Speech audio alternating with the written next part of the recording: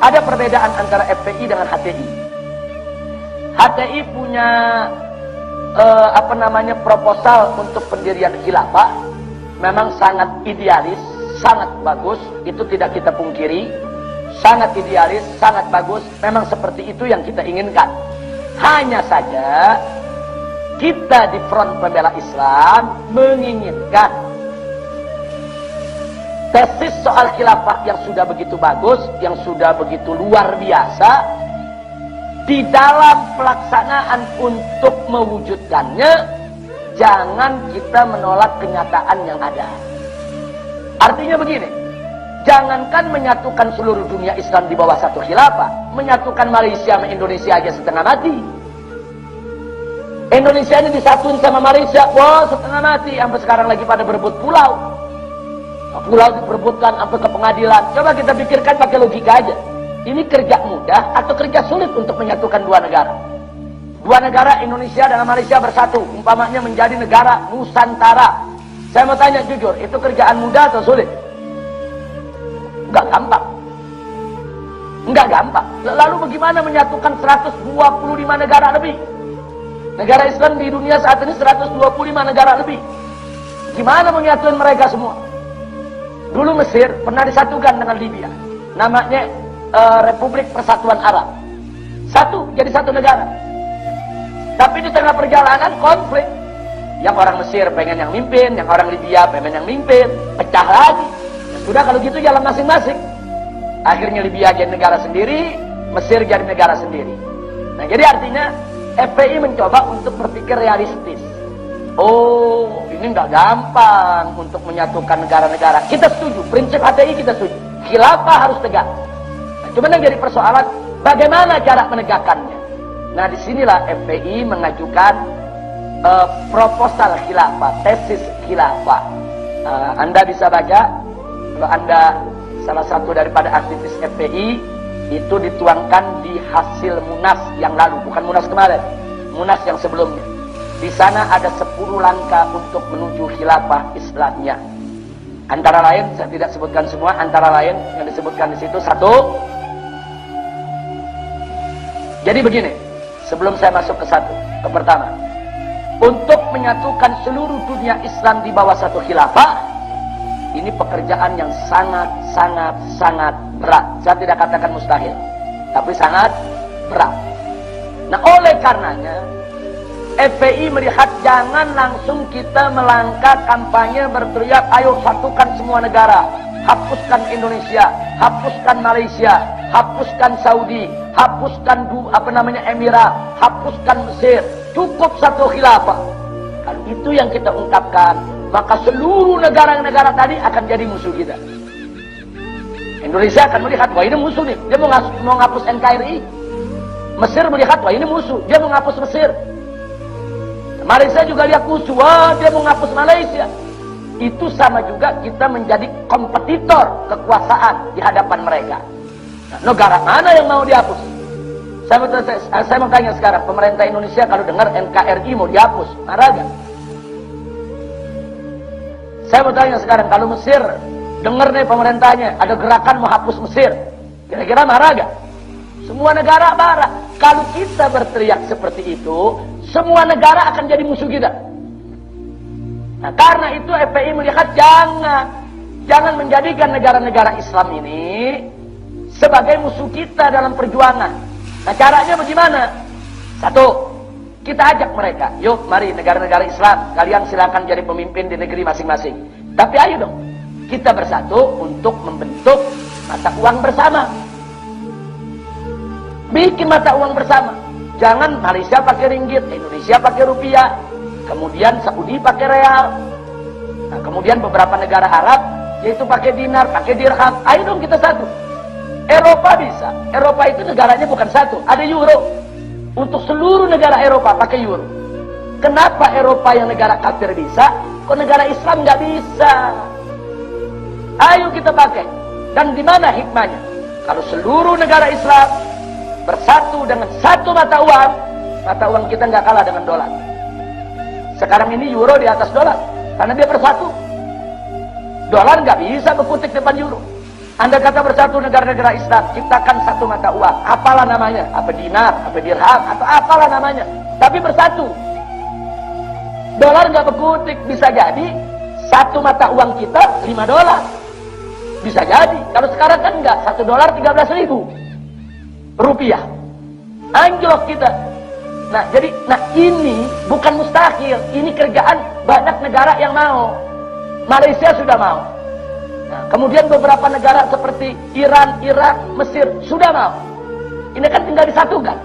Kalau mereka disatukan di dalam OKI, Organisasi Konferensi Islam, kemudian mereka rumuskan bagaimana supaya negara Islam punya mata uang bersama, itu berarti menuju ke arah khilafah. Itu dulu. Jadi FPI itu punya proposal, kita dorong itu dulu. 1, 2. Contoh saja. Bagaimana supaya negara Islam bersatu? Ayolah negara Islam kumpul supaya umat Islam dari masing-masing negara kalau mau berkunjung ke negara Islam lainnya dipermudah, bebas visa. Kayak kita nih sekarang, kita ke Malaysia kan gampang. Nah, kita kalau negara ASEAN ini udah bebas visa. Nah, kita jalan di airport udah langsung dapat visa, nggak sulit. Tapi kita mau ke Saudi dapat visa setengah mati. Kita ke Mesir mau dapat visa setengah mati. Di situ aja kita belum bersatu. Nggak usah menyatukan negara dulu lah. Bagaimana orang Indonesia ke Mesir gampang. Bagaimana orang Mesir ke Indonesia gampang. Bagaimana orang Indonesia nih ke Pakistan gampang. Bagaimana Pakistan ke Indonesia gampang. Jadi kita bebas visa. Kalau perlu nggak perlu paspor. Dan itu terjadi di Eropa. Negara-negara Eropa hanya dengan menggunakan kalau kayak kita KTP itu bisa keliling Eropa. Naik kereta, mereka pakai itu KTP, mereka lalui seluruh negara Eropa. Nah kok negara kafir bisa, kita enggak? Padahal kan negara Eropa sendiri-sendiri, Inggris sendiri, Jerman sendiri, Prancis sendiri, Spanyol sendiri, Italia sendiri, Belgia sendiri. Mereka semua negara-negara sendiri. Tapi dalam urusan mata uang, mereka satu, euro. Dalam urusan visa, mereka satu, bebas visa. Orang Eropa mau ke negara Eropa mana aja bebas. Nah, saya mau tanya, kalau orang Indonesia bebas ke Malaysia, bebas ke Brunei, bebas ke Pakistan, bebas ke negara Arab, kira-kira bagus tidak? Ini yang kita dorong. Nah, mendorong ini nggak menjadikan kita kompetitor bagi para pemimpin negara. Pemimpin negara melihat, oh ini saran bagus, ini bisa menjalin hubungan lebih baik. Kita tidak merebut, nggak usah hapus Indonesia, nggak usah hapus Pakistan, nggak usah hapus Mesir. Ini yang jadi persoalan. Kawan-kawan kita di HTI bagus dia punya konsep. Nah, tapi grassroots yang dibawa kadang-kadang suka melontarkan begitu, NKRI mesti dihapus. Indonesia nggak boleh ada, Pakistan nggak boleh ada, Saudi nggak boleh ada, semua jadi satu negara. Nah kalau pemerintah dengar bagaimana? Wah ini mau hapus Indonesia nih, dijadikan musuh. Itu contoh yang kedua. Contoh yang ketiga, saat ini orang Indonesia mau kawin di Malaysia setengah mati. Orang Malaysia mau kawin di Indonesia setengah mati. Kenapa nggak dipermudah? Pokoknya sesama negara Islam yang dari sini mau kawin di negeri ini, yang ini mau kawin di negeri ini, dipermudah. Ini yang mesti didorong. Yang keempat, di Eropa itu mereka punya parlemen bersama. Jadi Inggris punya DPR, Belanda punya DPR, Italia punya DPR. Nah, DPR ini mengirim utusan. Mereka membentuk parlemen Eropa. Jadi parlemen Eropa kalau sudah berkumpul, seluruh negara Eropa ada. Dahsyat, ini orang kafir bisa bersatu begitu. Padahal beda-beda negara. Kenapa kita negara Islam nggak bisa? Yang kelima, kita lihat, ini orang-orang kafir nih. Mereka bersatu dalam apa? Dalam pertahanan militer. Mereka bentuk NATO. Satu aja negara Eropa diganggu, NATO turun semua. Inggris diganggu, Belanda kirim tentara, Italia kirim tentara, Spanyol kirim tentara, digebuk dan ngeganggu. Mereka punya kapal induk, mereka punya pesawat, mereka punya amunisi. NATO itu pertahanan militer rame-rame. Sampai hari ini negara-negara Islam nggak bisa ngebentuk fakta pertahanan militer. Kenapa kita nggak bentuk bersama? Kalau kita bentuk bersama, sebentar Israel bisa kita usir. Ini makanya jalan kita menuju khilafah ini nggak gampang. Boro-boro mau khilafah, ini kerja soal visa aja. Kita nggak mau bersatu. Kita khilafah belakangan dulu lah. Ini dulu. Ini kalau bisa nih. Umat Islam semua negara. Saudi, Mesir, Libya, Indonesia, Malaysia. Semua bersatu. Punya tentara. Rame-rame patungan beli kapal induk. Rame-rame patungan beli semua persenjataan. Mana berani Amerika sembarangan ganggu negeri Islam. Jadi kalau ada negeri Islam bermasalah, negara kafir nggak usah masuk. Cukup negara Islam yang masuk. Tentara gabungan dari seluruh negara Islam masuk. Amankan. Nggak ada sampai saat ini. Eropa punya sejak dulu. Mereka kompak di NATO. Nah dulu Eropa Timur juga punya, yaitu Warsawa. Nah, tapi udah bubar sekarang. Tapi yang Eropa yang saat ini ada mata uang mereka satu, euro. Parlemen mereka bersatu. Kemudian visa mereka mudah. Kemudian antar bangsa Eropa mau kawin dipermudah. Orang Perancis mau kawin di Italia, Italia mau kawin di Spanyol, Spanyol mau kawin di Inggris. Semua serba mudah.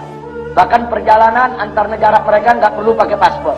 Cukup mereka pakai KTP udah bisa melintasi sekian belas negara Eropa. Dan mereka bikin persatuan untuk fakta pertahanan militer yang bernama NATO. Mereka saling membela satu sama lainnya. Kenapa negara Islam nggak buat itu?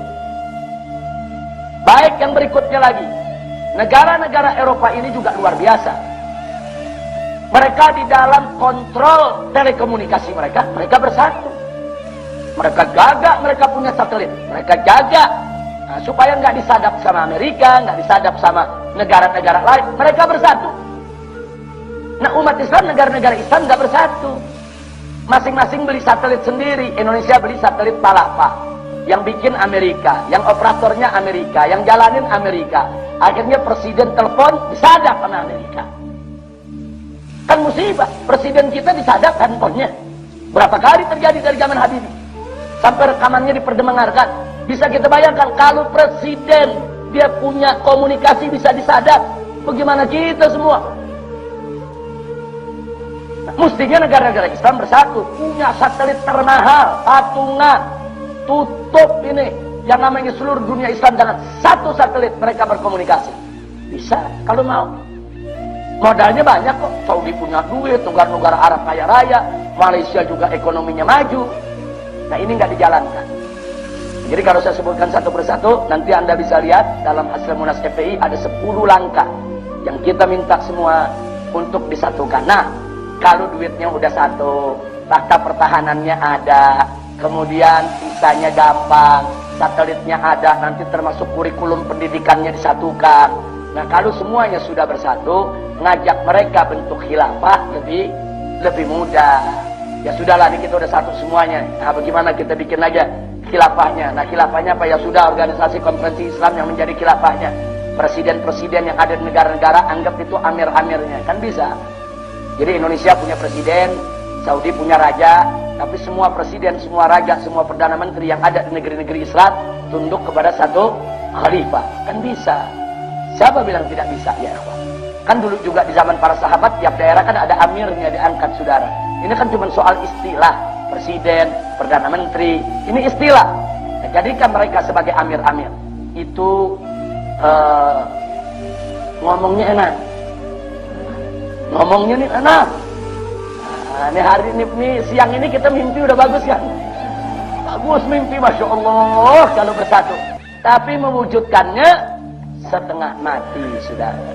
Nah, karena itu, saya berharap mudah-mudahan dengan adanya gerakan-gerakan semacam ini dimudahkan oleh Allah Subhanahu wa taala untuk kemudian dalam waktu dekat khilafah Islam bisa tegak di atas muka bumi. Nah, mudah-mudahan Allah Subhanahu wa taala yaitu memberikan kepada kita semua sehat walafiat dan keberkahan di dalam menuntut ilmu serta supaya ilmu kita menjadi manfaat. Amin ya rabbal